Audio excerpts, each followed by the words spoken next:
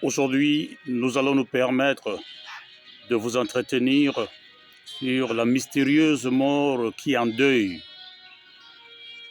La mort est muette et sans appel.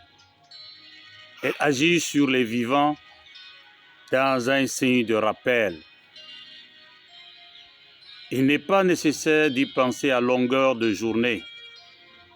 Il n'est pas souhaité aussi de l'ignorer dans toute notre tournée, car nous risquons de ne pas avoir de projet de vie entière et nous serons donc habités par un comportement d'inertie sans matière.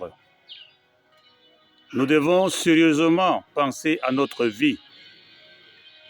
Nous avons le devoir d'aimer les autres avec envie. Qu'avons-nous fait sur terre pendant que Dieu nous donne mandat de vivre? Sommes-nous restés uniquement à courir derrière l'argent pour survivre? Parce qu'au soir de notre vie de loisir, parce qu'au dernier jour annonçant notre soupir, nous n'aurons plus la possibilité de remplir. Nous serons impuissants de finir notre cahier de charges en tant qu'être humain. Nos engagements sur terre renvoyés à demain. Aimons-nous toujours vivants. Soyons toujours souriants. Soyons des acteurs de la paix et des faits. Soyons des ambassadeurs des bienfaits.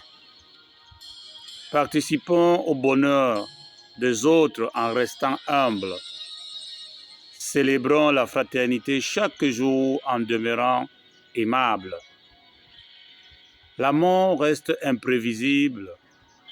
L'obscurité rend tout invisible.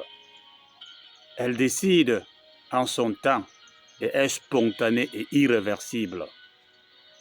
Elle plonge tout le monde dans la douleur et rend faillible. Elle n'a pas d'âge pour trier ses adeptes. Elle terrasse les bourreaux des loges suspectes.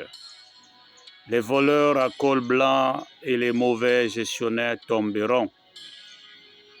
Les faux pasteurs et les tyrans y passeront. Son bâton est aveugle et non sélectif.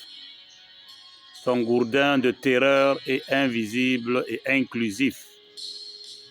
Que nos frères et sœurs qui nous ont dévancés au-delà, que nos relations qui ont emprunté déjà ce dernier chemin-là puissent trouver le repos éternel auprès du Seigneur et que dans le paradis céleste, ils trouvent le Sauveur.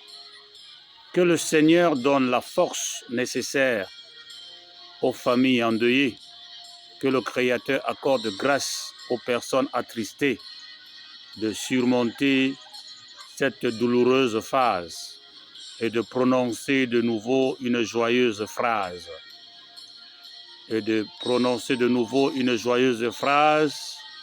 La prière reste notre refuge de réconfort des cœurs et de réconciliation. La voie du salut des uns et des autres se trouve désormais dans la commémoration. Greg le errant, JB, Essaye Prose, pour vous servir.